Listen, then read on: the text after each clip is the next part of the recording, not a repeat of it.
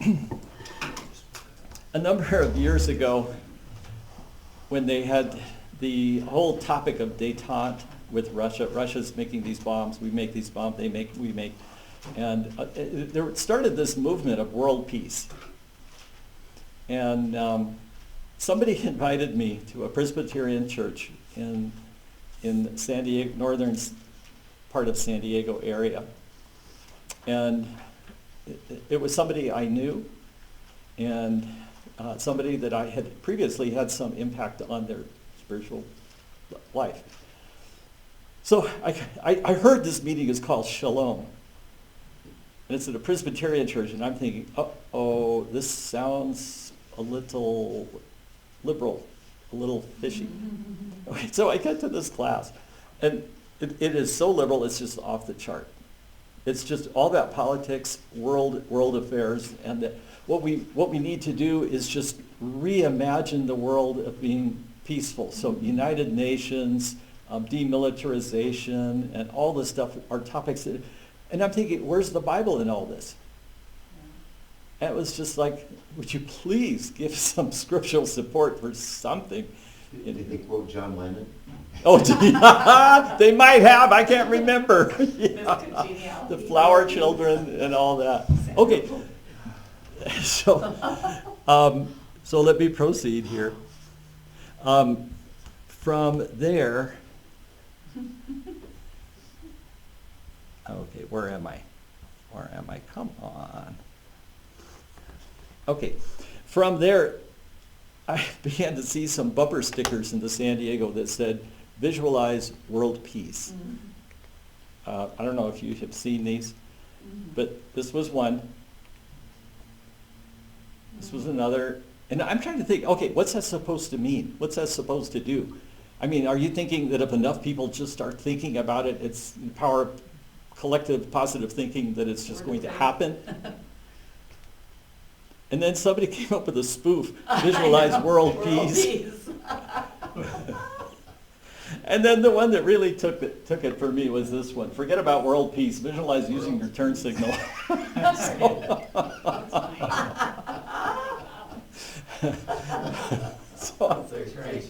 So I'm thinking, okay, but I think it's not a bad idea, and Joel would agree, and so would Obadiah, that we do need to think in terms of the end of time when Jesus will come in flaming fire, destroying the world of unrighteous sinners and establishing his kingdom. So my replacement for that would be this, and this is the AI-generated slide. Oh. Visualize. World judgment. Wow. Okay. So what we have is Christ in glory, and there are the angelic host coming with him, fire devouring the world, multitudes in the valley of decision, for the day of the Lord is near in the valley of decision. And on the left, holy, holy, holy is the Lord, and on the right, the day of the Lord is near. It's beautiful. Yeah, it's really great.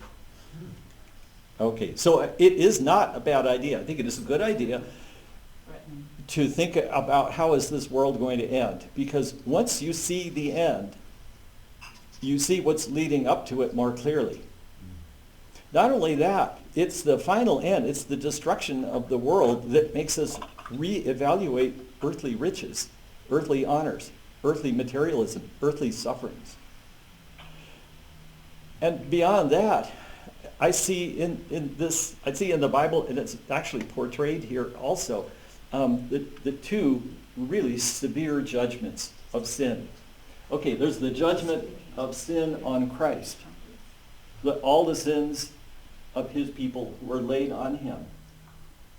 And then what we see here is the punishment of unredeemed sins, followed by eternal lake of fire. And what the punishment that is meted out on the unbelievers here was less than what was meted out on Christ, and less deserving. But if they're thinking about world peace, Pardon? if they like, when they say world peace, that opens the door to the gospel message, because they said there is going to be world peace. Yes. And here's what Where it it is. is. But it's Yes. not millennial kingdom. Yes. And it's gonna include, destroying all the evil. Yes. But it opens the door for the whole gospel message. Yes. Now, what they're doing, though, is they're saying by human mechanisms Yeah. on this earth And it's circumventing not the gonna gospel Never happened, never's gonna happen. with the old unredeemed nature and through politics. Yeah. So it's not through politics, But it is not the through hope. unredeemed man. We have to circumvent all of that and turn to the heavenly level, Right. which brings it about. Yes. Unfortunately, you see that in churches where they're caught up in the politics. Yes. And it's such a waste. Yes. That they're wasting their time, the little bit of time they have, when they could be preaching the gospel and they're arguing over politics. Yes. But they don't wanna accept that they're sinful, or that they're selfish, and that they're gonna be judged. Yes. So what we're going to see in these minor prophets is a bit of a focus on that last day called the Day of the Lord. It's both a period of time, but it's climaxing in this final event where Christ comes down in judgment. Okay. We're all pronouncing the word Obadiah incorrectly. I wasn't until about last Thursday when I looked it up. But what is that Hebrew word? It's actually Obadiah. Obadiah. Good deal. Okay, now let me break this apart for you. Because look at the IAH. That's Yah, which is the first part of Yahweh. That's the same, so that I is pronounced as long E. So the Yah is the same as YAH. Obed means servant. And so we have Obadiah. 13 men in the Old Testament bear this name. This Obadiah or Obadiah cannot be definitively identified with any other one that's known. There's no knowledge of his family or town of origin. He's believed to be from Judah. It's unlikely that he came from a priestly or kingly line, but whatever it is, his anonymity fits the book's focus because the focus is on the message, not the messenger. Who wrote it? God wrote it. Who did God use? Not sure, but we know who wrote it. Ultimately, God. There's no mention of kings to aid with the dating of the book. Verses 14 and 15 are the only historical reference point. The best candidates for the invasion of Jerusalem that Obadiah has in mind could be either 840 BC or about 586. That would be the time of the fall of Jerusalem. The invasion of Judah by the Philistines and Arabians during the reign of Jehoram, or the destruction of Jerusalem, less likely. The nation of Edom was adjacent to Judah. Okay, so it's southeast. So if you want to think in another way, it's bottom right of Israel, lower right. So the way that helps me is if you're right-handed, you write with your east hand.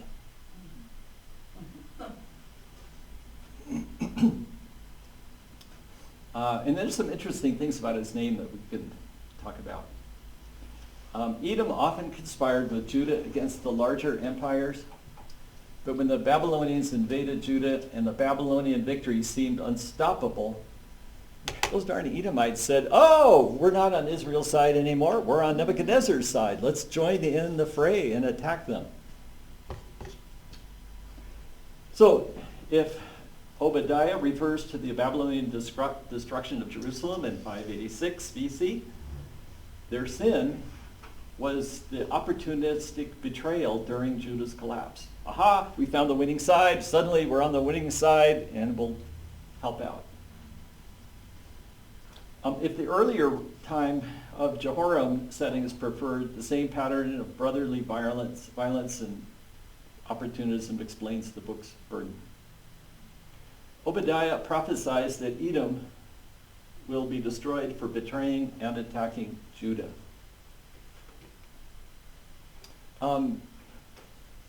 No, I'll talk about Edom and the word in a little bit. Okay, structure. The oracle basically falls into 3 sections, with the first and the third revolving around the second. So the middle part governs the beginning and governs the end. Yahweh pronounces his judgment upon Edom, describing the dramatic and far-reaching effects of the sentence. So what did they do that was bad? They had a proud spirit. They have an insatiable appetite and unrestrained violence. Section 3 broadens the day of the Yahweh concept to include with Edom all nations who attack God's chosen people, and we'll talk about that in a minute. I do, however, want to give a shout out to my former professor at the Master's Seminary, Buznitz. Dr. Buznitz is wonderful, and I took a class or 2 from him. One was Hebrew translation, and another one is when I did the Feast of Israel. It was under his direction. And he's the one that absolutely said there's a near and far fulfillment, double fulfillment. And I know a lot of people now disagree with that, but I got that from him there. The 2 basic prophetic themes are condemnation and consolation. The focus on the book is Edom. Now let me talk a little about Edom. Okay, now Hebrew, almost all Hebrew words are based, in Hebrew, the Hebrew language is a consonant-based writing system. You write with consonants, not vowels. So you put in the consonants, and you can absolutely read it. The Jews do today. The newspapers are in that and things. They do have something now with the complexity of the modern age. That, if something is ambiguous, so you write like BRD, and you're wondering, is that bread, board, beard? What is that?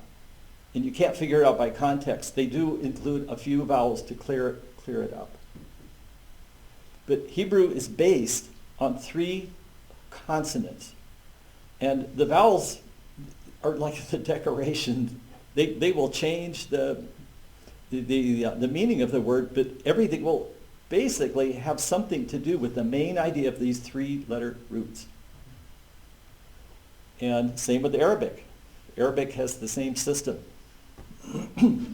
Okay, so what you have is a silent letter called a glottal stop, and then a D and an M.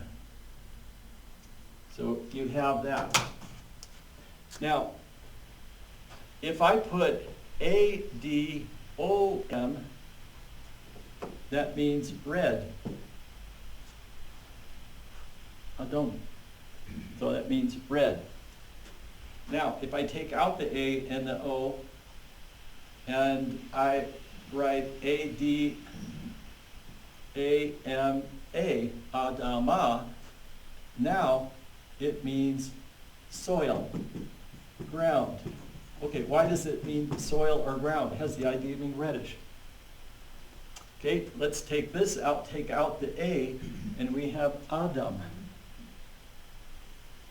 And you actually see in Genesis, I will name him Adam because he was taken out of the Adamah, which tells me the original language was some form of Hebrew. Now, related to that is you take that vowel out and you get D-A-M, and that means blood. So we were taken out of the Adamah, named, our species is Adam, and in our bodies, what flows is Dam. And it all has the idea of red, reddish, something like that. Edom is a variation of that. Edom is related to the word Adam, which is interesting. All right, there's your Hebrew lesson for today. You all get an A. Okay, thank you. Obadiah is the shortest book in the Old Testament. I think the shortest book of the whole Bible is Philemon. Obadiah applies the day of the Lord judgment to Edom. And the colorful description of Edom in Obadiah 3 and 4 aptly describes the area that now has some extraordinary ruins of Petra by us different peoples that now occupy the land, that later occupied the land, not now. Okay. The theme is Edom's doom is sealed. The reason is arrogance, betrayal, violence against the people of Israel. And this becomes a demonstration of the promise made to Abraham that God will curse those who dishonor Abraham's seed, and that was absolutely fulfilled. Key verses, verse 10, because of violence to your brother Jacob, you shall be covered with shame, and you will be cut off forever. Obadiah 21, the deliverers will ascend. Okay, is this low battery warning? What did Esau distinctly do to his brother Jacob? I have a slide. It's coming up. I'm glad you asked that. Thank you. I timed it right. He asked it right at the right time. Thank you. You coached him. The deliverers will ascend Mount Zion to judge the mountain of Esau, and the kingdom will be the Lord's. Okay, I love this last part. The kingdom will be the Lord's. You wanted a sentence sermon there. Now, the curious thing, and I have this on a slide later, I think, is that's plural. It doesn't say the deliverer, Christ, will ascend Mount Zion to judge the mountain of Esau. It said the deliverers, which has the idea that it could be the angelic host, or it could be those perhaps after the rapture who are with Christ when this is done.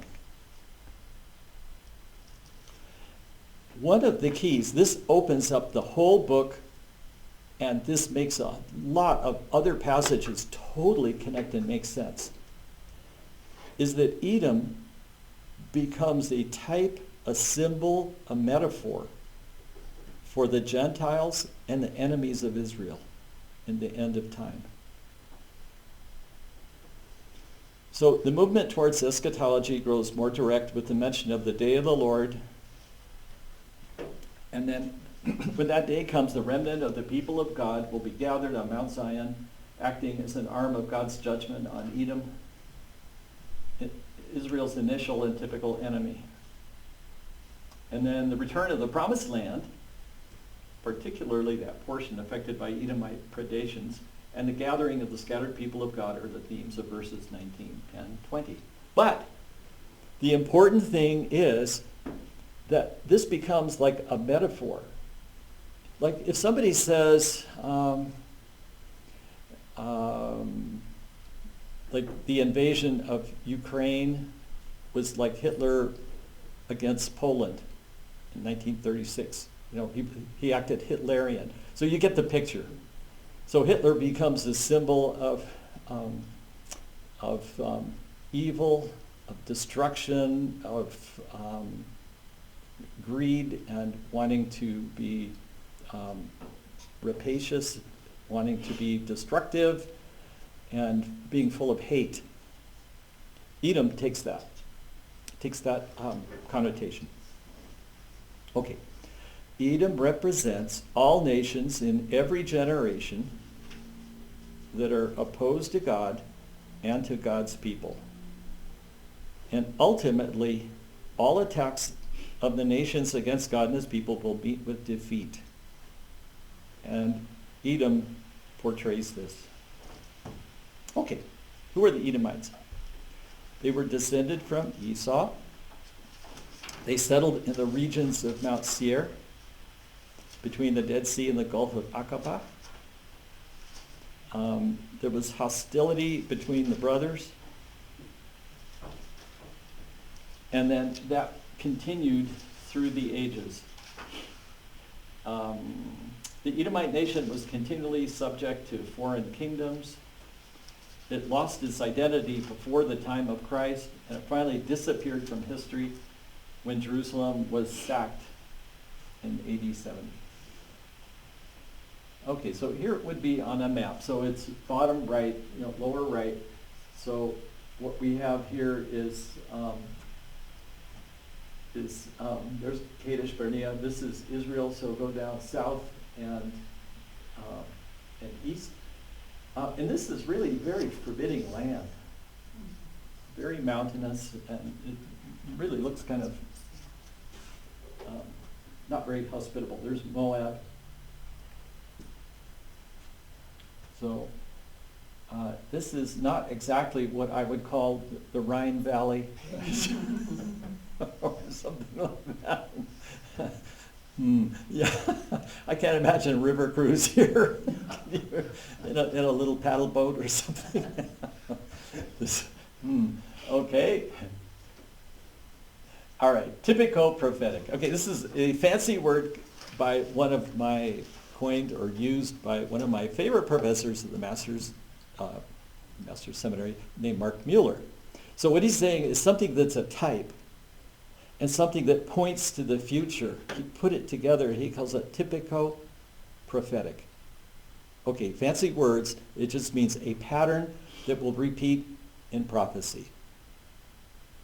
Although typico-prophetic, he also said was Emmanuel in Isaiah 7 is typico-prophetic.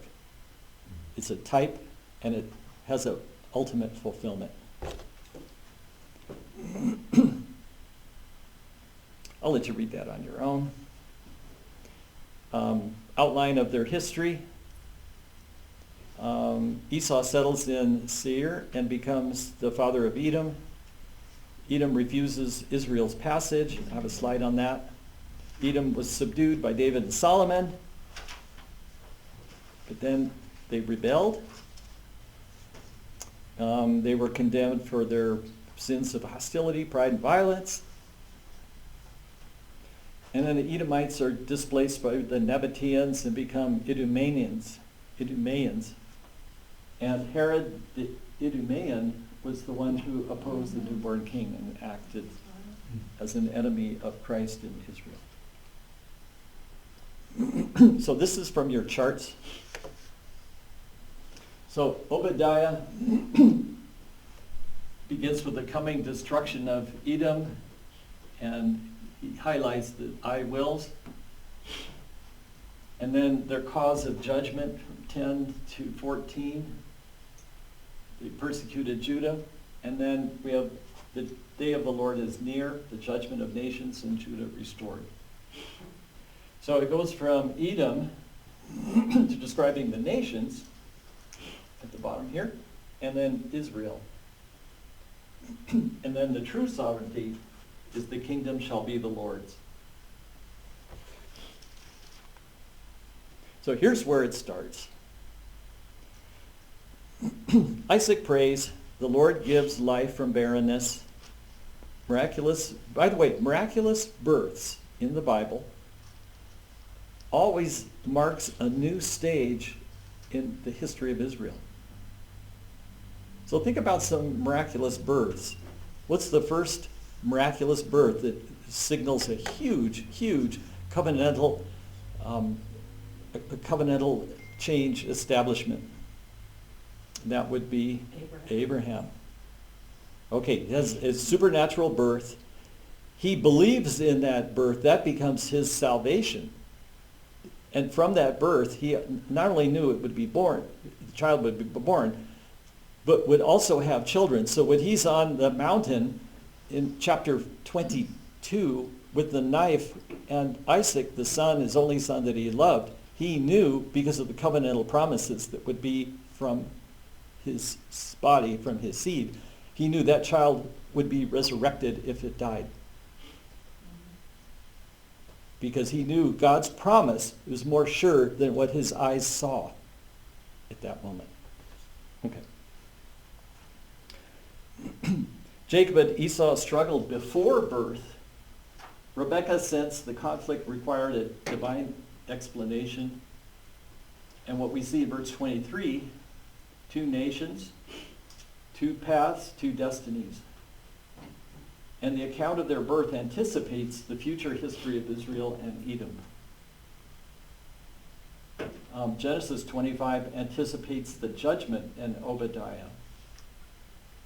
So the brother Jacob came forth with his hand holding on to Esau's heel. And then we see another stage in Numbers chapter 20, verses 14, 17 through 20. Moses then sent messengers to the king of Edom. You know the hardship that has befallen us. Please let us pass through your land. Now, one of the interesting things to do in almost every book of the Bible, maybe every book, is to go through the book looking for the theme of testing.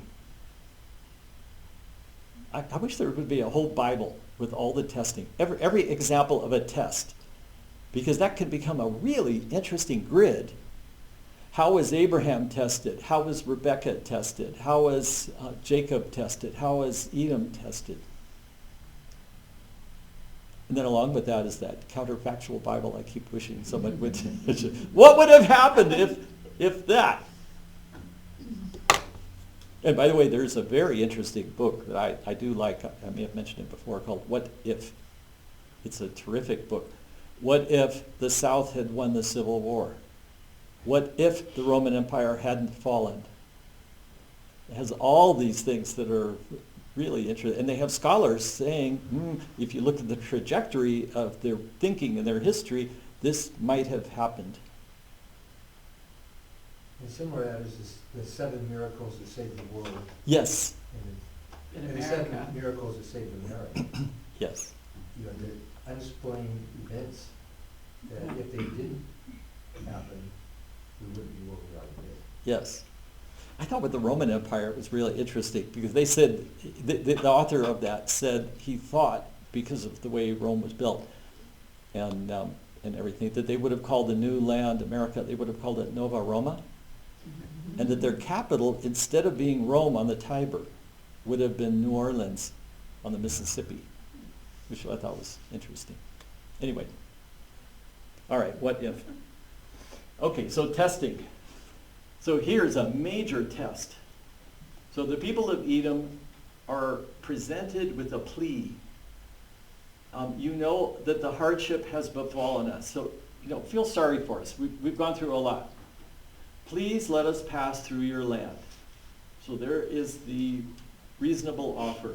We will not pass through field or through vineyard. We will not even drink water from a well.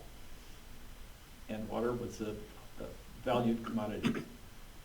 But verse 18, they answer with a threatening response. You shall not pass through us, or I will come out with a sword against you. Okay.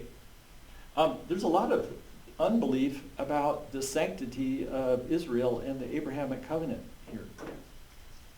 Those who curse you will be cursed. I will curse those who curse you, and there it is. Israel said, again, we will go up by the highway, and if I and my livestock do drink any of your water, I will pay its price. Only let me pass through on my feet, nothing else. Edom said, you shall not pass through. And Edom came out against them with a heavy force and with a strong hand. Okay, Can I answer the question, Peter? Yes. Great. Just 2 questions. One is, wasn't there, if I remember right, didn't Esau treat his brother actually surprisingly mercifully, personally, initially? He did with the reconciliation. Yep. Yeah, Genesis 33, 11 and 12 and stuff. I mean, they embraced his brother, Yes. reconciled, and took Yeah. each other's gifts, and then you don't hear about him again. Yeah. So I don't know that Esau was upset at first, but when they came back together, there was reconciliation. There was. What happened, we don't know what happened from that point until in Numbers here, do we? Did they meet again? I don't think I don't so. think they met again, No. so why did the Edomites so against them? This was 400 or 500 years, 400 years later. It could have been intergenerational prejudice. We don't know, or it could be independent. We're going to find out in the book of Acts chapter 15 that Edom is going to be one with Israel. We are going to be reconciled, and we are the Edomites. And we'll see Okay, that, there's a and- mention of that in Acts 15. Yes, we're the remnant, Yeah, we're the that's- remnant of Moab. Yes, Will we look at Acts, are you saying we'll do that in this class? at some yes, point? yes, I have a Okay. slide on that coming up. But the other thing I'm thinking is, okay, there's only two pairs of brothers, aren't there, that have this type of relationship? There's the other pair, do you know who I mean? It would be the children of Tamar from Genesis 28, and Tamar and Judah. Okay. I understood that those two, they're born at the same time, there's a struggle between them. What's the woman called who aids the birth? That woman was there, she tied a scarlet string around the wrist of the first baby, and that baby was born second. Okay, I was just gonna ask, are there two groups of people who are fighting against each other because of the initial conflict between brothers? That's an interesting thought. I need to give that a little more thought. Nothing comes to mind with that, and I know that there was inter-family strife at many different points in Israel's history, including for political purposes. Okay. And the North and the South was major rivalry. And by the way, sin breeds division.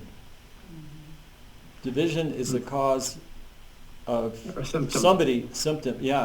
there's some sin going on. Now, it could be righteous. I mean, a church may pull away from a bad denomination. That would be righteous. But when people are walking in the truth and walking in love, there should be always a bond and a built-in mechanism for healing and reconciliation. Just my thoughts. Thoughts? Okay. So, Bozrah and Edom are going to figure in prophecy. And who did I say they represent? Us. And in a neutral sense, the Gentiles that are outside of the covenant, but in another sense, in eschatology, in prophecy, enemies of Israel. So, both. So, Israel, Moab, Edom. And this is not where you want your river cruise or where you to go to. Didn't that rock look like a lot like that one a couple miles away? Yeah.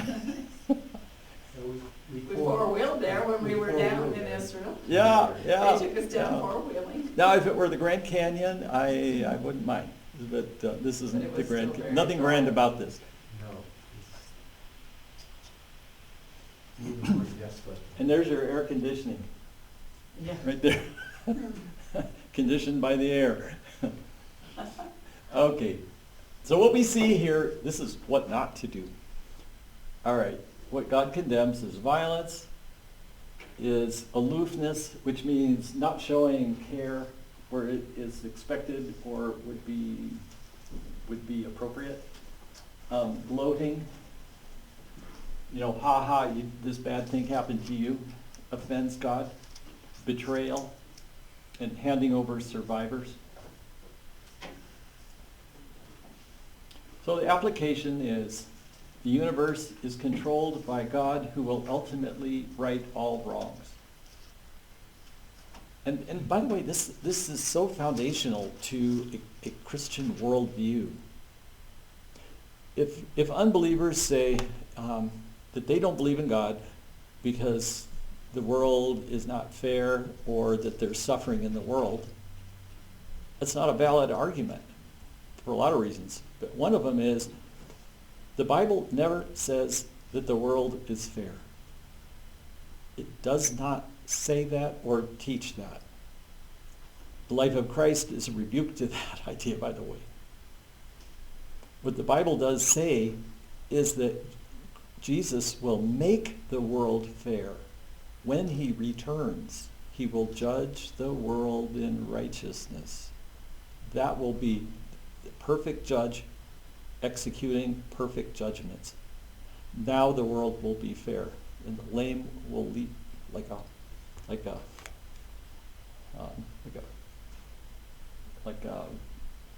wild animal. All right. God is holy as well as loving, and that's part of the gospel. I just saw something that breaking down the gospel into various components. God, man, plan, goal. So God is holy, or wait, I guess God, sin, man, and then the plan or something like that. So first, God is holy and righteous, can't just let people in.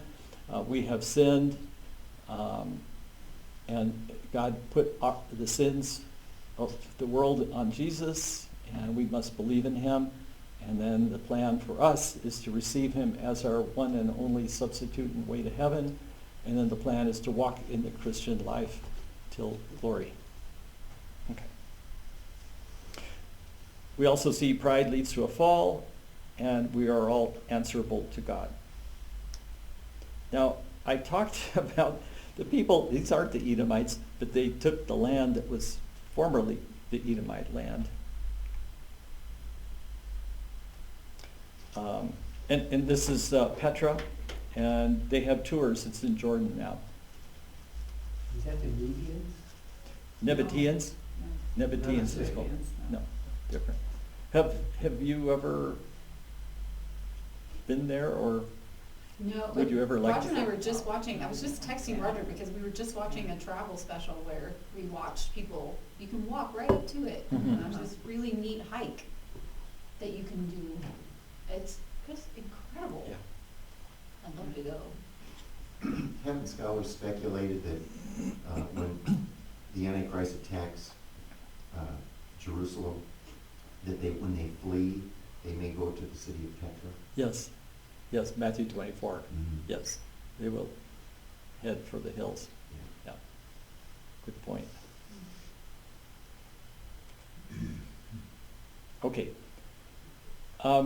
So now what we see is this telescoping. It starts with a local judgment, the judgment of Edom.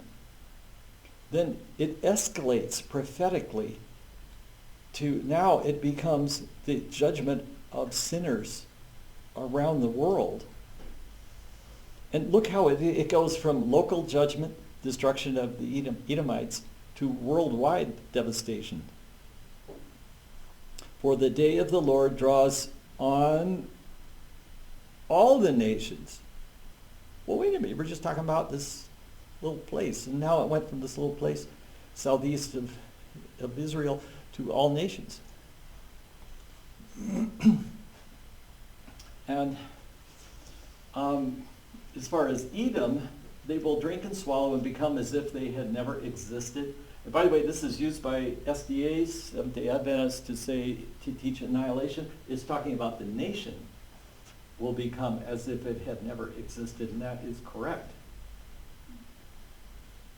One of the interesting words for salvation that we generally don't use in our gospel presentations is escape, and it is one of the synonyms for salvation. And have a good think about what does it mean if you escape something. We're escaping. You survived the calamity, Yeah, which is the judgment. yeah. Or you were able to get away from it entirely. And so it'd be interesting, witnessing on the street. How would you like to escape? Escape what? Well, can I show you that slide on worldwide? Think worldwide judgment. That's what you escape. So we escape. In fact, it's kind of a catch-all word for many aspects of the Christian life. We escape ourselves. We escape judgment. We escape greed. We escape lust. We escape all these kinds of things. And then ultimately we will we will escape corruption in the grave and escape the judgment of eternal fire. Because Christ did not escape. But most will not escape death. Yeah, I know. That's right. Absolutely. But death is the game. Yes. Yes, it's planting the seed. Good point. But interesting word that we don't generally hear of, to escape. All right. The house of Jacob will be a fire, and the house of Joseph a flame, but the house of Esau will be a stubble, and they will set them on fire and consume them. So Israel will be the instrument in the judgment of her enemies. Where is this taught? Zechariah chapter 12. Okay, Israel's final inheritance in the kingdom rule of the saints. Israel's territorial boundaries will extend beyond anything experienced by the kings. And then we have this interesting verse 21. The deliverers will ascend Mount Zion to judge the mountain of Esau. Well, wait a minute. Is this talking about the end of the world or not? It is. Would you agree? This is talking about far future prophecy. Okay, the mountain of Esau, and there again, it becomes a symbol. It becomes representative of the eschatological enemies of God and Israel. All right. This, according to some commentaries, and I think it's right, is that believers will share in kingdom rule. And that's plural, not singular. Where you would expect the deliverer, Jesus. But he shares his power and shares his administrative rule with believers. Yes? So Mount Zion is Jerusalem. Yeah, well, that becomes in typology Israel as a nation. And the Mount of Esau is the rest of the world? Yes. Israel's enemies. To me, this is conclusive proof that that Edom becomes symbolic of Israel's end-time enemies. Fast forward to Isaiah 63, 1 through 4. It's talking about the second coming of Christ. And it starts off, who is this who comes from Edom? Well, wait a minute. It's talking about somebody coming. It's the second coming of Christ. With the garments of glowing colors from Bozrah, the capital of Edom. The one who's majestic in apparel, marching in the greatness of his strength. Well, who is that one? Jesus. It is I who speak in righteousness, mighty to save.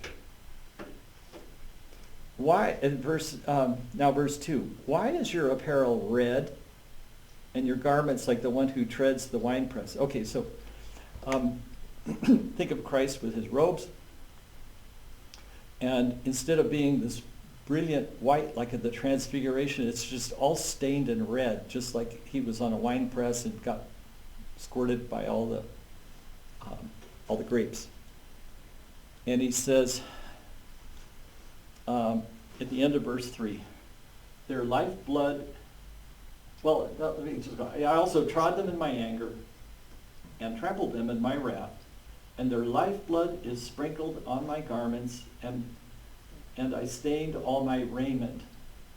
And then how did that happen? And every time you see the word for, that means this is the reason. Or most of the time. Okay, why did he stain his raiment? For the day of vengeance was in my heart. The year of redemption has come. And here you have the twin themes of judgment, vengeance, and deliverance, redemption. The arrogance of your heart has deceived you, who say in your heart, who will bring me down to earth? Though you build high like the eagle, you set your nest among the stars. From there I will bring you down. Now, there was one person who's actually a millennial, started a radio station in San Diego, became pretty popular, who said he thought this would be at the end of time if people went in airplanes and people went in spaceships to try to escape out of the earth at the time of judgment, and God would bring them down, which is kind of weird. But I think what it does teach is there's no escape, no matter what people will do to try to avert disaster. We also see this in Numbers 24 and verse 17. I see him, but not now. I behold him, but not near. A star shall come forth from Jacob. A scepter shall rise from Israel. Okay, so what's this talking about? Who is the him? Is Christ. And the star and scepter are symbols of his kingly royalty. But now it goes on. So would you agree this is talking about the second coming? Yeah. Edom shall be a possession. Seir, its enemies, will also be a possession, while Israel performs valiantly. Okay, let me ask you a question. Did this ever happen before Christ will come in history? No, not really. Little temporary things, maybe with David and Solomon, but not really. But one from Jacob shall have dominion. So this stuff about worldwide dominion, destruction of the enemies, and the scepter, he will rise to take the kingdom, and he will be one from Israel. Here is an example where you have near and far, and I won't go over this because we're running out of time, and you could read this on your own. I thought I had one on Acts. Isaiah 34 is another passage dealing with worldwide judgment. It will be universal. He's going to roll the sky up like a scroll. Edom represents all of God's enemies, particularly in their end-time war against Israel.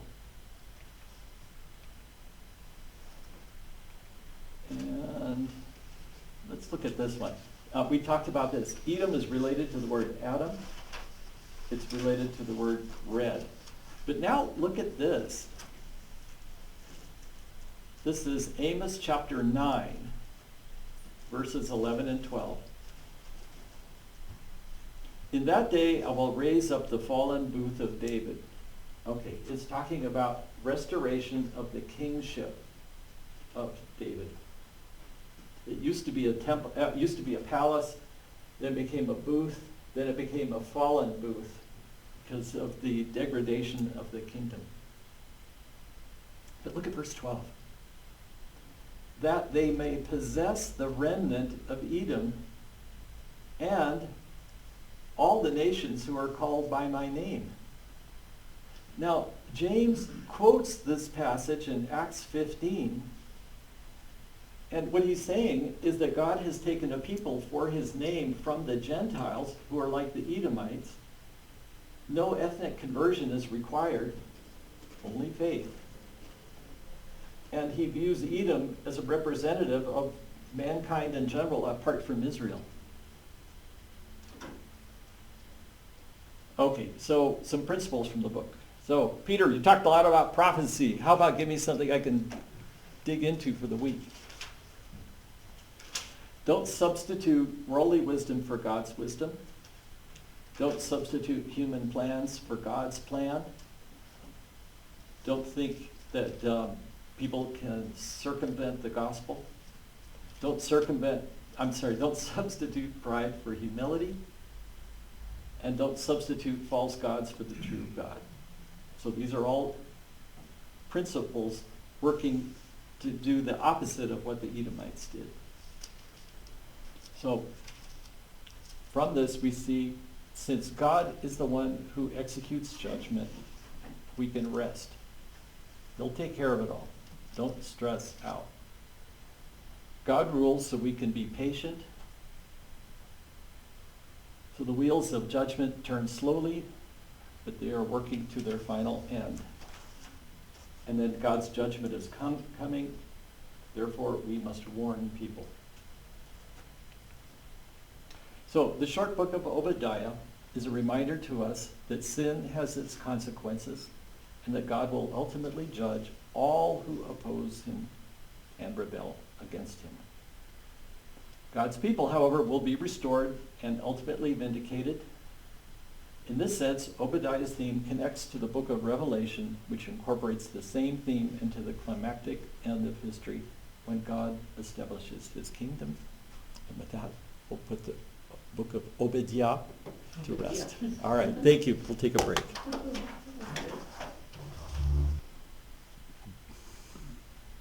All right.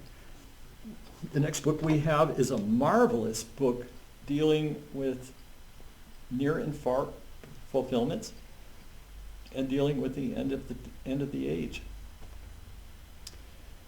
So for the background and setting, the cities of Tyre, Sidon, and Philistia made frequent military incursions into Israel. So Tyre and Sidon are north, and the area of the Philistines is to the coast. Do you realize that Israel never in its history had a navy? Except with Solomon. With Solomon. But in general, the Philistines occupied the coastlands. And Tyre and Sidon. Pardon? The Phoenicians. Tyre. The Phoenicians had Had the coastland other north. coastline. Yes, they had the coastline, but not Israel. But not Israel. Yeah, not Judah. So it was difficult for them to get out, and that they were not really much into exploring. They were mainly, What's that? they were mainly herders of sheep and goats Yeah, and stuff. They weren't seafaring. Yeah. that's right. And they went out into the world. Yes. The Philistines didn't do much exploration, but I mentioned this before, but it was the Phoenicians were brilliant. They have some videos that they went to Africa and went to Britain. Anyway. So what happens here is they have this long period of no rain, and then it's compounded with a massive invasion of locusts that just wipe out all the vegetation. Okay, when they wipe out the vegetation, then it's hard for them to have the drink offerings because they don't have the grapes. It's hard for them to have the meal offerings because there's no food. So what God does is he takes the physical disaster of the locust invasion and makes that an illustration for God's judgment at the end of time. So as the locusts were a judgment on sin, so too God's future judgments during the day of the Lord will be a judgment on sin, but it will far exceed this. The book of Joel is very polished. It's a great literary work.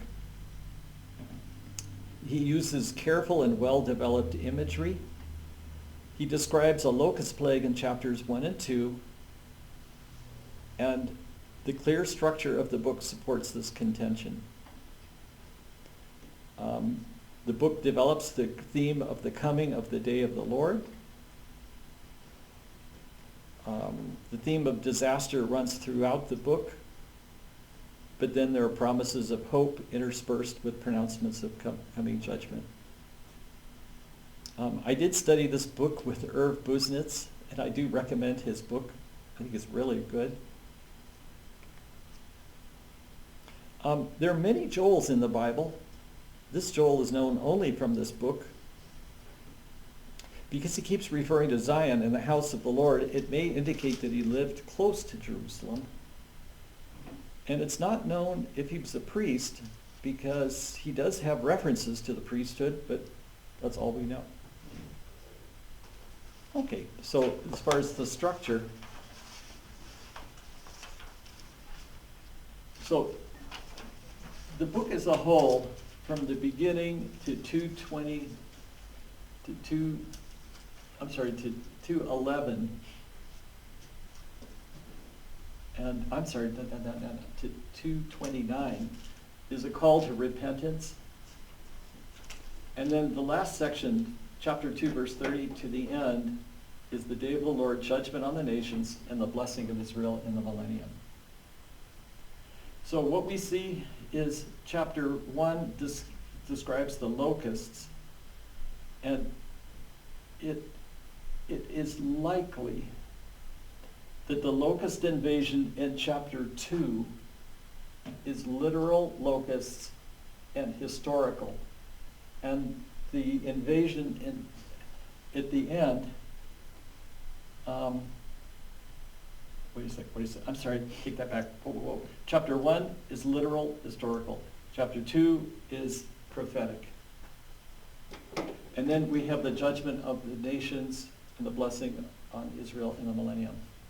And the writing is especially clear and easy to read.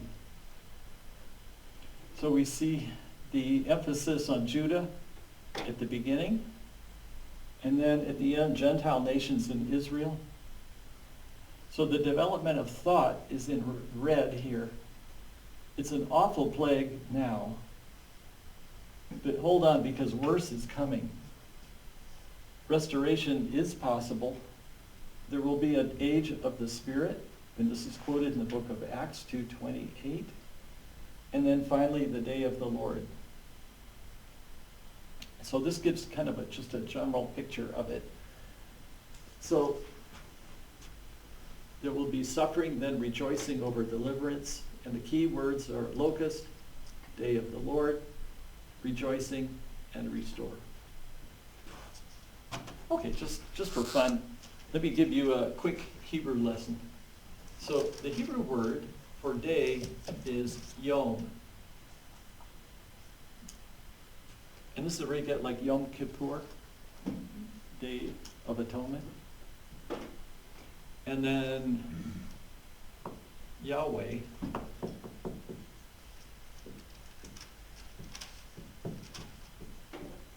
So in Hebrew, all of this is Yom Yahweh. So they don't write usually the word of, it's implied. So you put them together, it's day Yahweh, day of Yahweh.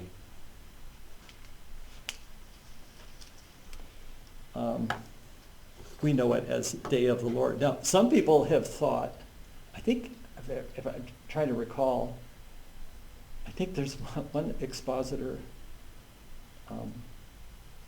his name eludes me, that thinks that, I don't agree with this, but he says when John in Revelation was on the Spirit on the Lord's day, and that's taken to be Sunday, he thinks it's the day of the Lord, which is the same translation.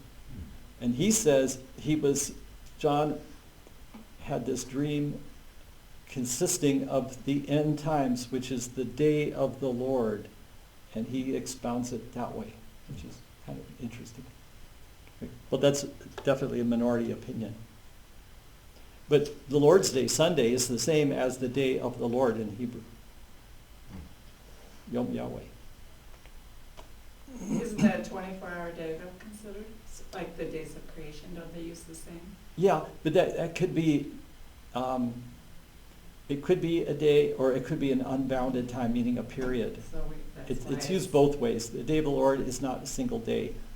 So it's a period of time, the 7 years. So, Does this happen during, like the 9th century BC time frame? does what? Before David? This book? What- No, this book. When did this happen? They don't know for sure. It's probably after David. So both the Yeah. southern and the northern kingdom? Yeah.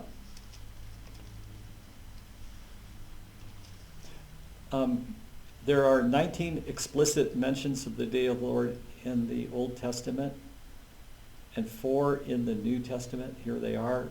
You can do a study on your own if you like. And to answer your question, Bob, we don't know how to date the book. There's a complete lack of time references. I was trying to figure It's out when. similar to Hosea and Amos. In fact, you know how, we call them the minor prophets, but in several books, they call it the Book of the 12. Because there are 12 minor prophets, so there are several. We'll just combine it.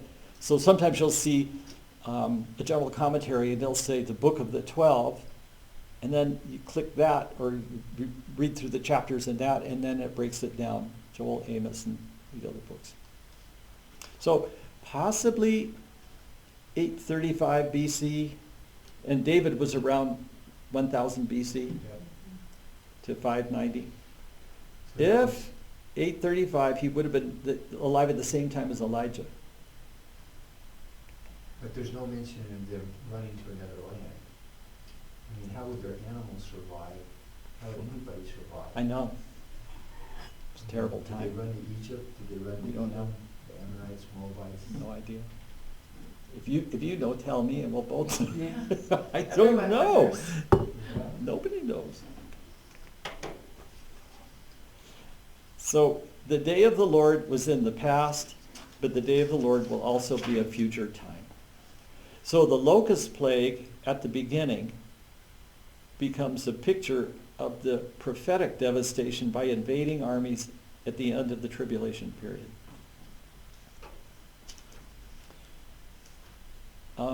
Judah, Jerusalem will experience a time of unparalleled suffering and judgment. And nothing that a future Netanyahu will do will be successful.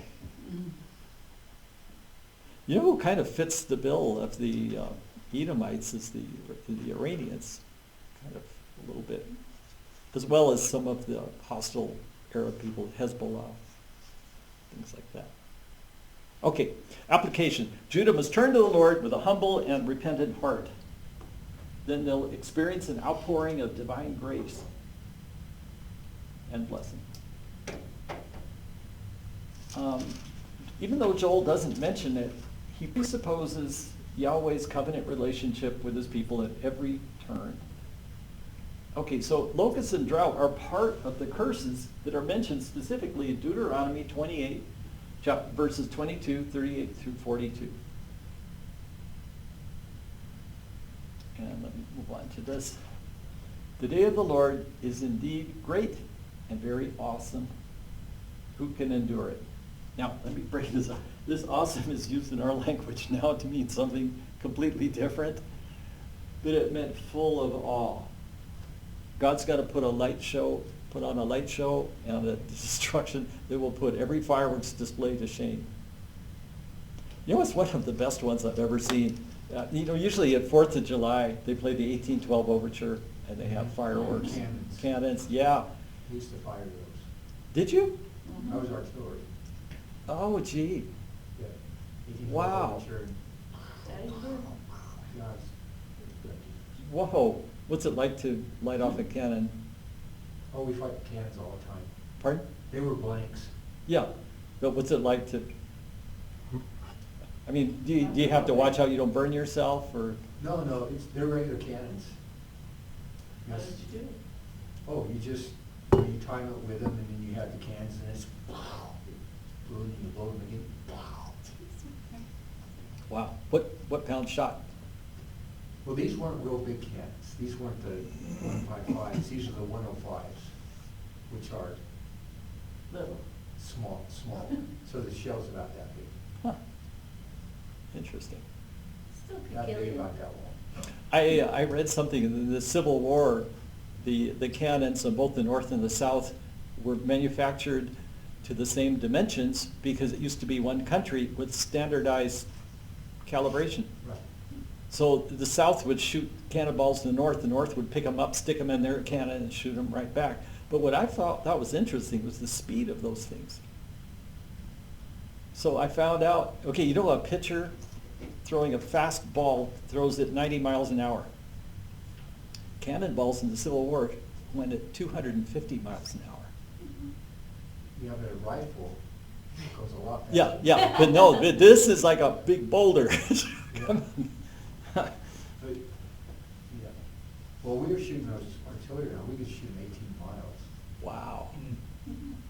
Wow. And the powder was this big around and about that long. interesting. Yeah, we shot nukes out.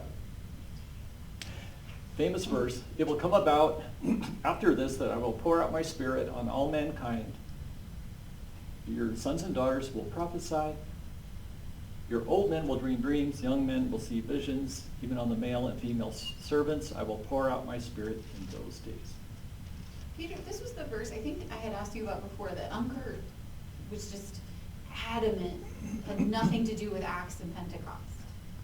What do you think? Because I thought, why? I didn't understand why. I think it does. Okay. But it's going to have a future anticipation. I think Future, beyond that Yes, as well. yes. Yeah, because he said it was Revelation. It's like end. Okay, Only. I think I have a slide on this in this Okay. presentation. You- Peter says, basically, this is that, meaning this is a taste of what will be in the future on a much grander scale. So he's saying this in substance is similar to what will be on a grand scale in the future. By the way, let me talk about this all. A very important point. The word all in the Bible has two meanings. It can mean all without exception,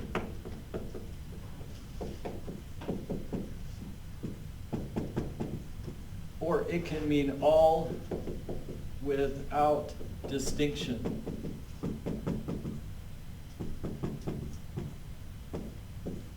So all without exception means that every single person would receive the Spirit. Every person in the universe, in the earth, I mean. The other thing it can mean is all without distinction,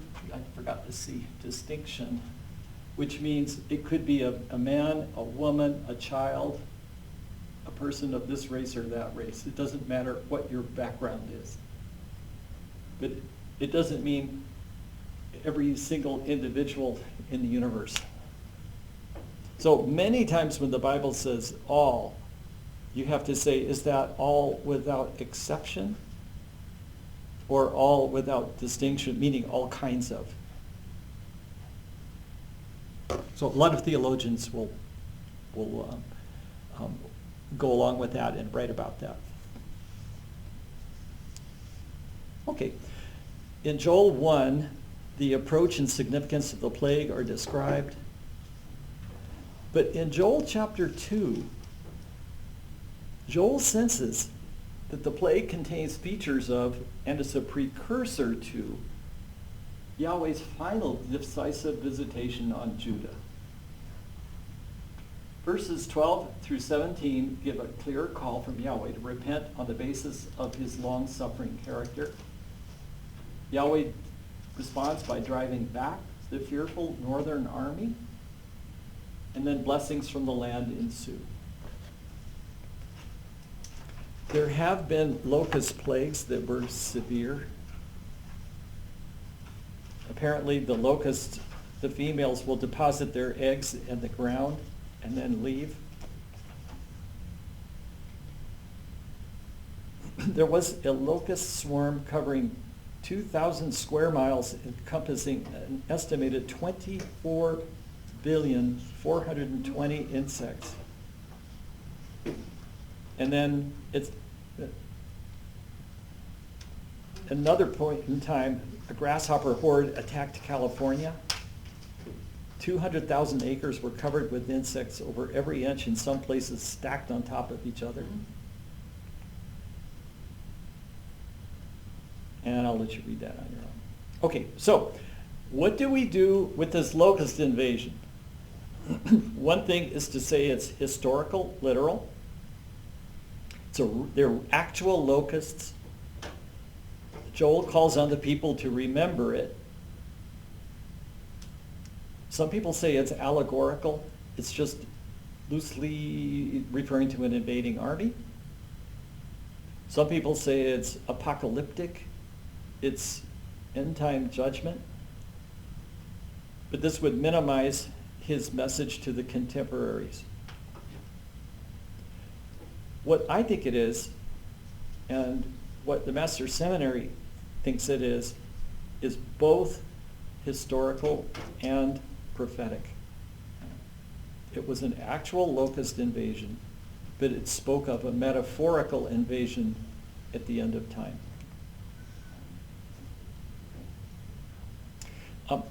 Look at the bottom section of this. Chapter 1 is literal locust plague. These are actual grasshoppers, locusts. Chapter 2, it's now an invading army that's like the locusts. Chapter 3 is worldwide judgment of the nations. And that, to me, makes the most sense. Is it rooted in history? Yes.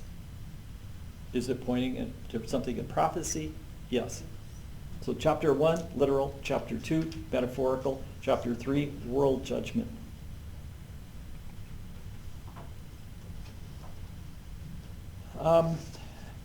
Look at the third major bullet point here. The locusts in chapter 2 don't go after the vegetation. They attack the city and the houses. And to me, that's conclusive. In extra-biblical, in books that are in the Near Eastern literature, but not the Bible, armies are often compared to locusts, or vice versa, in both number and destructiveness. Also, the direction of attack is different in chapter 2. The army in chapter 2 is called the Northern Army. Locusts usually attack Palestine from the south or the southeast, not the north. But prophetic armies are often describing as invading Palestine from the north. The descriptions in chapter 2 give support for an invading army. It's called a great and mighty people. And then the nations, why should they among the people say, where is their God? So, the locust plague of chapter 1 was truly past, truly historical. The invasion of chapter 2 is still future from Joel's vantage point. So these two accounts can't be dealing with the same event. So it's literal chapter 1 becoming prophetic chapter 2. So chapter 1 is an actual locust infestation. The chapter 2 is a heightened description. Point 2, actual locusts. Yeah. I was just going to say, so much of this would be so difficult to understand if you discarded the near and far fulfillment. Yes. And so, as you said earlier, so many people don't believe that now in the double reference. But this wouldn't make sense otherwise. That's what I think. So And that's much what, of the So Old much of- Testament right. wouldn't make sense. It doesn't, Right. I just don't understand how you can read it that way. Yeah. what I'm surprised at, when I was at the Master's Seminary, they taught a near and far fulfillment. And there are people in that background now who are saying absolutely not. But as I read the Bible, I just see this jumping out at every turn. Right. Mhm. I agree. This seems the way the Bible interprets the Bible. Right. And let me say one thing, and out of respect to people who are saying there is, a single fulfillment. You can say there's a single idea of fulfillment manifested in two different places in two different ways. There is a unifying principle that unifies both. But it's not referring to only one event. And it's not an accident. It's planned by God to have a lesser fulfillment going to a greater fulfillment. And this actually unlocks so much of the prophecy.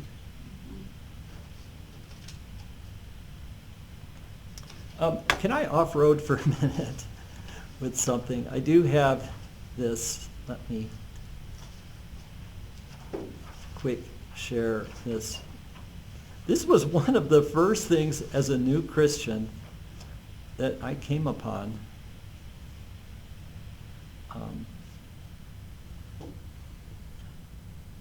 And I remember being absolutely stunned. Wait, where is it? Are you guys seeing this, Apocalyptic Dimensions? The file, just the file name. Oh, okay. Let me redo this. Yeah, sorry it took so long to get this microphone to turn on. Yes, you've got, I'm looking at a computer screen. Okay. And now you've switched it.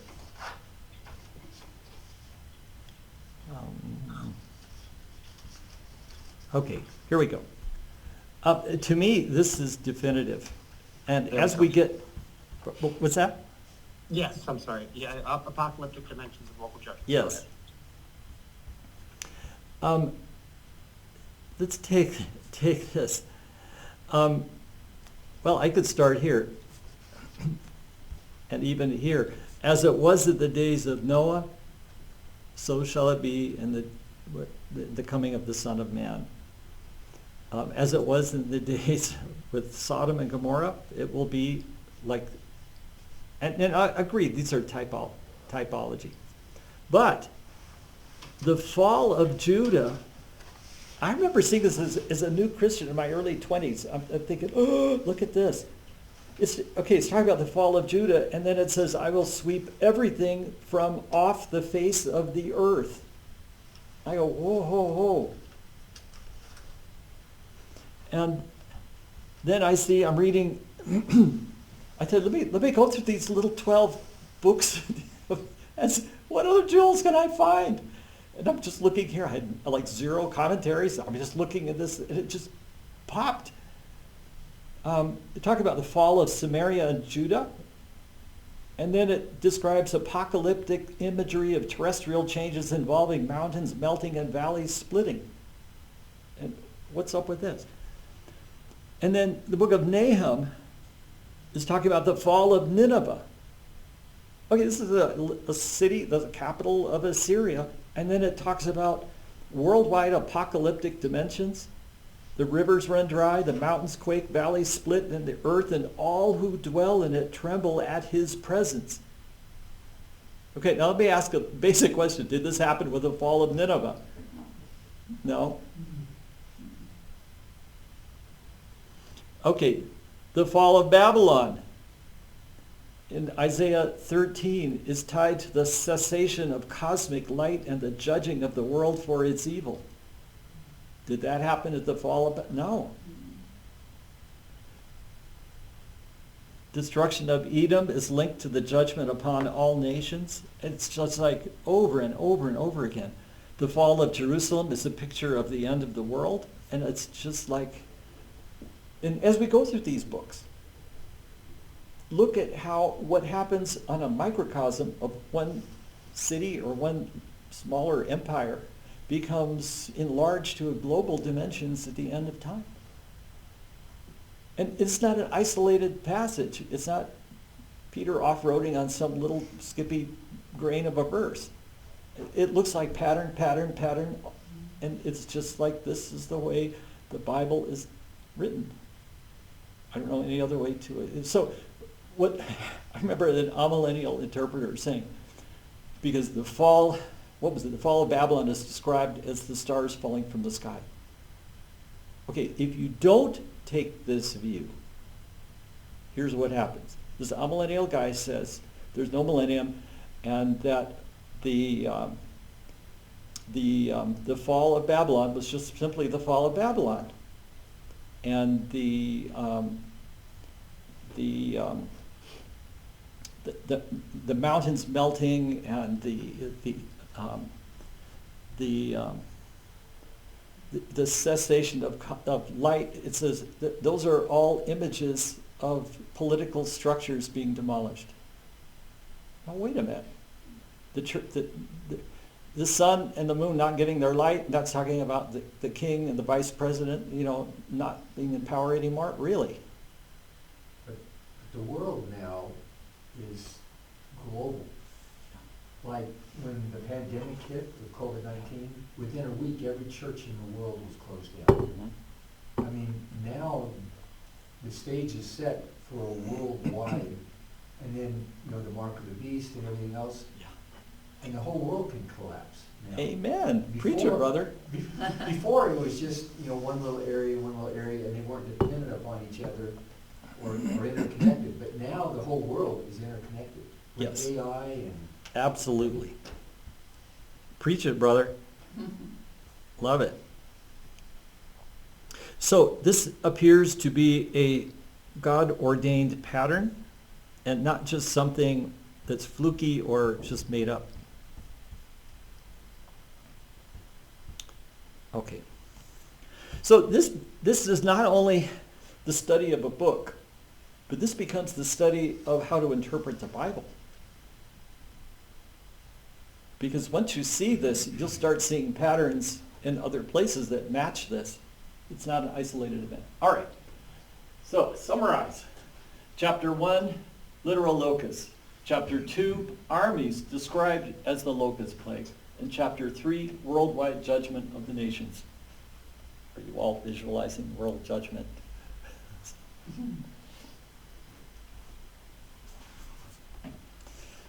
Chapter 3 develops the judgment theme.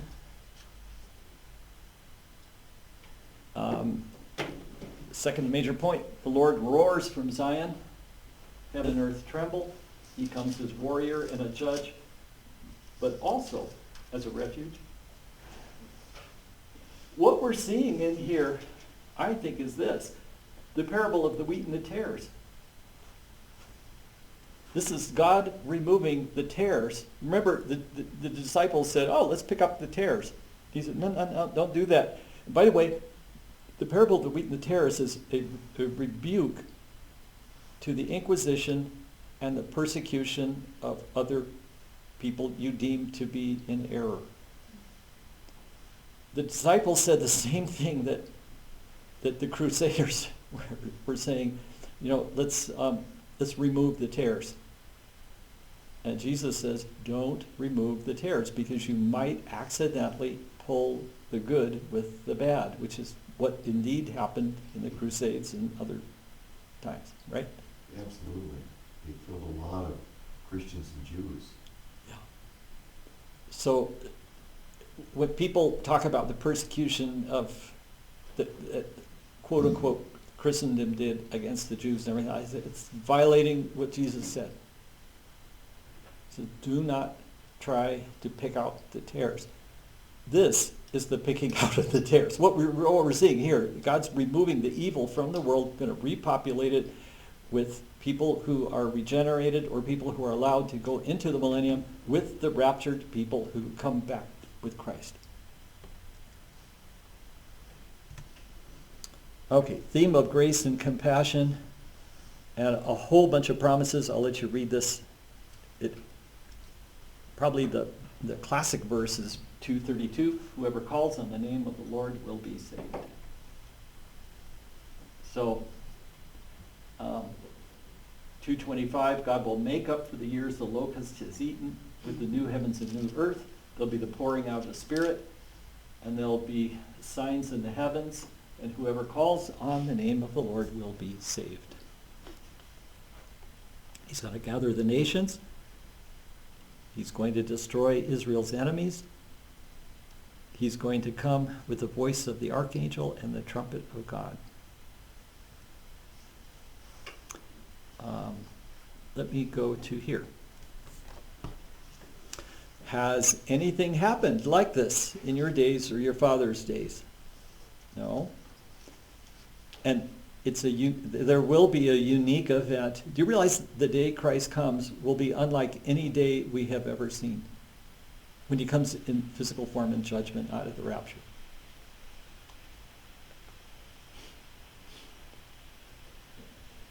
It will be a day of darkness and gloom, clouds and thick darkness.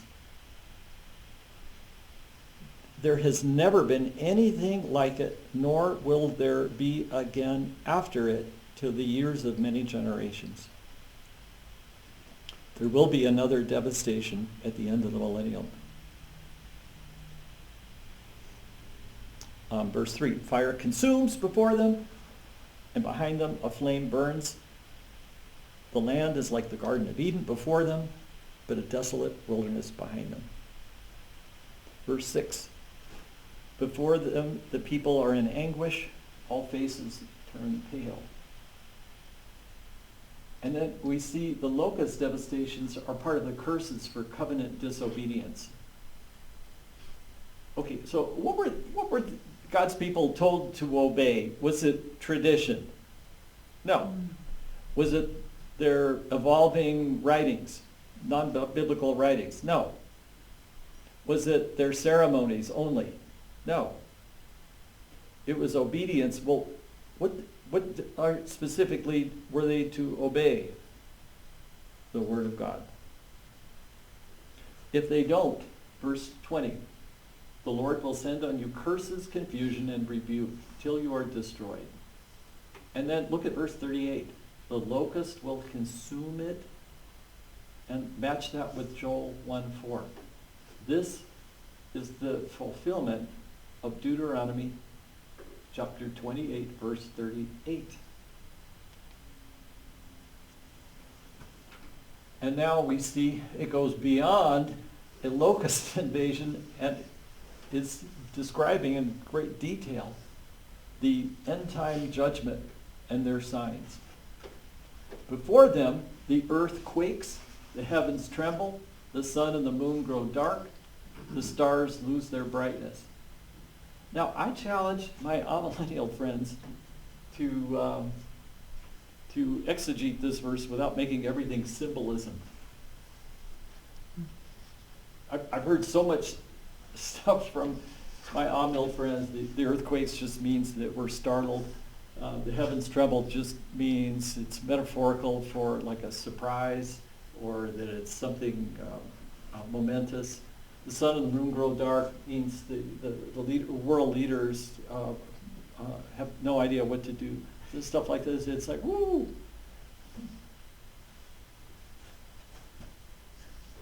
Okay. Verse 11. The Lord utters his voice before his army. Surely his camp is very great, for strong is he who carries out tradition, customs, his word. The day of the Lord is indeed great, very awesome. Who can endure it? And that's a rhetorical question. None can endure it. Return to me. And this means repentance is relational before it is ritual. Rend your heart, not your garments. Verse 14. Who knows whether he will not turn and relent and leave a blessing behind him? So the day of the Lord is a time when God acts supernaturally and has divine intervention in the course of human history. And there are three basic features of this. So one, it's going to be a clear declaration of the righteousness of God with judgment poured out on sinners. It will involve cosmic upheavals as well as unprecedented prosperity and restoration in the new heavens and the new earth. Two, it's going to have a strong covenantal motif, for it is Yahweh's day, having special significance for the covenant people of Israel. Lastly, the third feature is imminency. Whether or not it makes chronological reference to a near fulfilled event or more distantly fulfilled event, it's described as being near at hand, meaning not chronological nearness necessarily, but an imminent, impending intervention of God. So when we talk about the day of the Lord, it's the beginning of the millennial kingdom, the second coming of Christ. It's going to be the 7-year period before that, with the tribulation judgments leading up to the second coming of Christ. So there'll be tribulation judgments.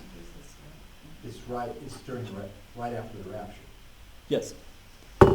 So the day of the Lord has the idea of divine intervention, and it's going to be a time of severe testing, severe trial. But the Lord's not coming at the rapture at the beginning of his 7 years. He's coming at the end of the 7 years. The visible descent, yes. will be That's at the after end. the after the 7-year Correct. tribulation, the beginning of the millennial kingdom. Mhm. But aren't many of these things going to happen at the end of the millennial kingdom with the new heaven and Yes. new earth? There will So be there'll be another trouble. there'll be another- and a changing. yes, Mhm. a final one. A final one. So Good point. when we talk about the day of the Lord, are we talking about, the beginning of the millennial kingdom, the second coming of Christ? How do they talk about, the new heaven and the new earth? Is there a term for that upheaval and change? Yeah, that's the destruction of Gog and Magog at the end. Of the millennial kingdom? At the end of the millennium. But there is a repeat of satanic activity and worldwide rebellion at the end of both the tribulation period and at the end of the millennial kingdom. But do all these prophets and stuff, so much of it is the day of the Lord, Mhm. they don't talk a lot about the new heaven and the new earth. Oh, he's going to mention some, and we're going to get into it in the book of Amos. They will talk about that. Yeah. But in the, He's going to make up one clear one. It's a great verse that has specific prophetic meaning, but it also has a general principle. I will make up for you the years the locust has eaten. now the new covenant, does that appear at the beginning of the millennial or at the end of? The beginning of the millennial kingdom. That's, That's going to be the new covenant inaugurated with Israel when she is converted. There's a remnant of Israel. They will be the natural olive tree with the branches on the natural olive tree.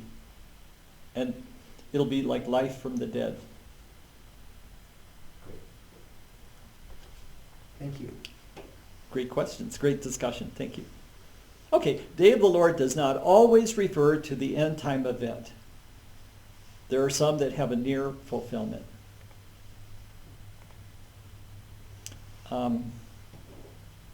Joel 2, blow a trumpet, proclaim a solemn assembly.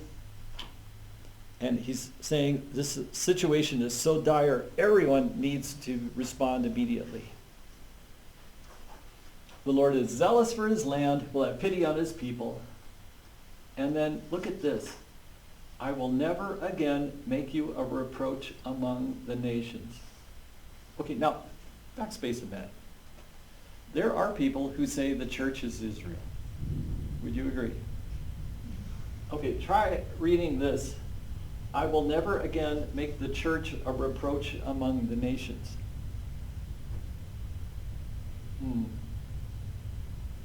What if you say that Israel is cut off forever with no hope whatsoever? I will never again make you a reproach among the nations? I mean, I just don't see any way around that. Okay. There will be a destruction of Israel's enemies. And now, yay, we get the good news. So God's going to do the, let's clean the slate, everyone out of the pool, as I say, clean the slate. Okay, all the evils, all the terrors are gone, and now in its place is going to come blessing. Rejoice and be glad, for the Lord has done great things. Verse 23. Well, let's see. Verse 22. Do not fear, beasts of the field, for the pastures of the wilderness have turned green. Well, that's kind of the opposite of the locust invasion. The tree has borne fruit. The fig tree and the vine have yielded full. Then there's a call to rejoice because of the paradise conditions. There's going to be the greatest hallelujah, the greatest amen, brother. Be glad in the Lord your God. Verse 24, superabundance. Your threshing floors will be full of grain. The vats will overflow with new wine and oil. I will make up for you the years the swarming locust has eaten. You will have plenty to eat and be satisfied, and praise the name of the Lord your God, who has dealt, this could mean, wondrously, can mean like infinitely wisely with you. Then my people will never be put to shame. Israel will never be exiled. Israel will never be conquered or attacked again. Now we get. It will come about after this, I will pour out my Spirit on all mankind. And here, this does not mean all without exception. This means all without distinctions. Will it be to rich people and poor people? Yes. Will it be to men, women and men? Yes. Will it be to both priests and non-priests? Yes. Christian and non-Christian? No, just all who call on the name of the Lord in sincerity. So that's with distinction. Well, no, it's the man. Well, it's on all mankind who are professing faith in Christ. So there's a distinction. Yes, So. but it doesn't mean Everybody. it doesn't mean every person on the planet. Right, so it's not without exceptions, it's with distinction. Partly distinction. So That's a I- good thought, but it's mainly it's saying They're not that. distinguishing those that have accepted Christ. Right. Those that haven't. So that's with distinction. Yeah, it's circumbounded, it's bounded by faith in Christ. If you believe in Christ, you're calling on his name, then it doesn't matter your race, Right. your gender, anything. It's not limited to a male or female or a prophet, But it's limited to those who don't Yeah. accept Christ. right? So, A little bit that way, yeah, a little bit without exception. You know, if you're saying bounded by in faith, for those in faith, it doesn't matter who you are. right. Yeah. Okay. So Peter quotes this. It says, this is what, or this is that, which was spoken by the prophet. He doesn't say this fulfilled the prophecy. He's saying, you're getting a sample of what's to come. One restaurant, my wife and I, if we're going to absolutely splurge for something super nice, we would go to the Cliff House. And we have to save our shekels. We go there for something really big. But one thing they do is sometimes they'll offer you a sample of something. And so they'll sit there and say, would you like to try this thing? And we said, yeah, sure. And they bring it and we take a taste and we go, oh, that's good. No wonder you brought it, that stinker. Now, could we get some more of this? And then they bring the full plate. Okay, this was that. It was a taste of what the full plate would later bring. Peter is saying this. He doesn't say that it's a complete fulfillment. He says this is what was said, and so it will have a full fulfillment when Christ comes. And then on the wider sphere of the earth, God will pour his Spirit out on all mankind, and now it will be worldwide.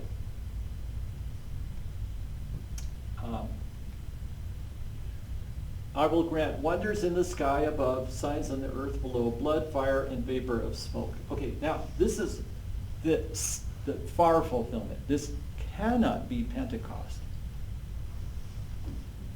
How are you going to symbolically say that at Pentecost there was blood, fire, and vapor of smoke?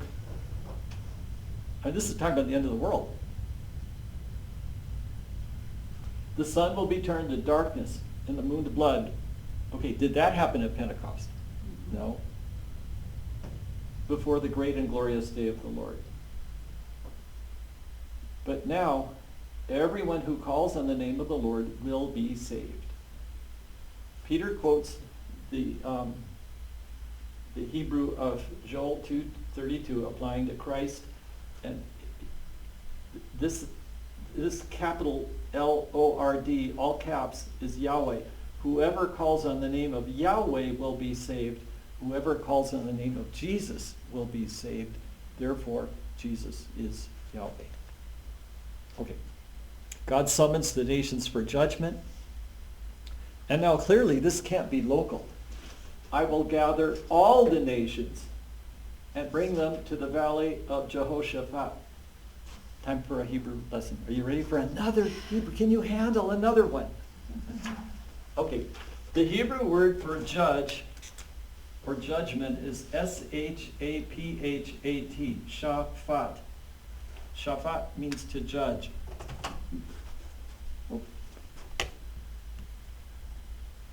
Now, take a look at this. What do you see? Shaphat. And then J-E-H-O, Jehovah.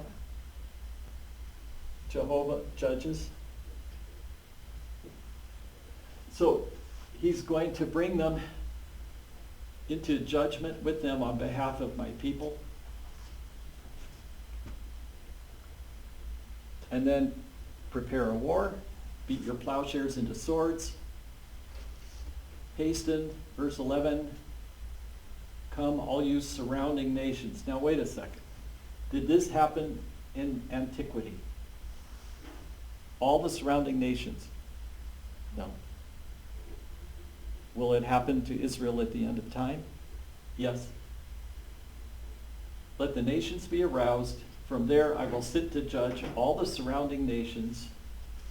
Verse 14, multitudes, multitudes in the valley of decision, for the day of the Lord is near in the valley of decision. Now, God summons the nations for judgment. Look at the parallels. Joel 3, put in the sickle, the harvest is ripe. Look at Revelation 14. Then I looked, and behold, a white cloud, and sitting on the cloud was one like a son of man, holding a golden crown on his head, and a sharp sickle in his hand. Verse 15, put in your sickle and reap. Verse 16, he swung his sickle over the earth was reaped. And verse 18, and this is the taking out of the tares. Over on the bottom left, future events described by Jeremiah occurring in the Valley of Slaughter suggest the Valley of Hinnom may be the location. Now, do you see the word Hinnom? This is related to the Hebrew word for valley is gay, G-E, gay Hinnom. Does that sound like something? Gay Hinnom? Okay, so here we have worldwide judgment. Exodus part 3, judgment of nations, deliverance for Israel. Okay, what's going to happen? The sun and the moon grow dark, and the stars lose their brightness. Is that literal or symbolic, or which?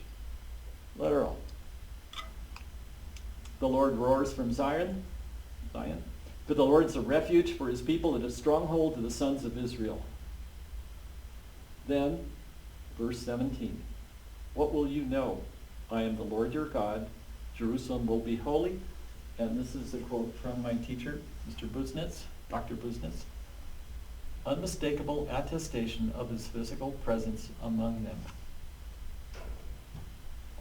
Then we have a return to paradise conditions. Again, visualize not only world judgment, but visualize the aftermath, the recreation of the Eden presence on the earth.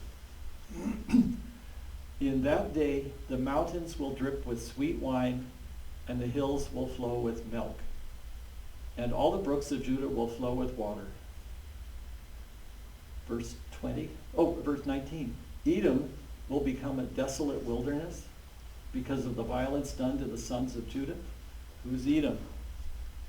The Gentile enemies of Israel. Verse 20. Judah will be inhabited, Jerusalem for all generations. How does that sit with people who say that Jerusalem is the church? The church will be inhabited forever.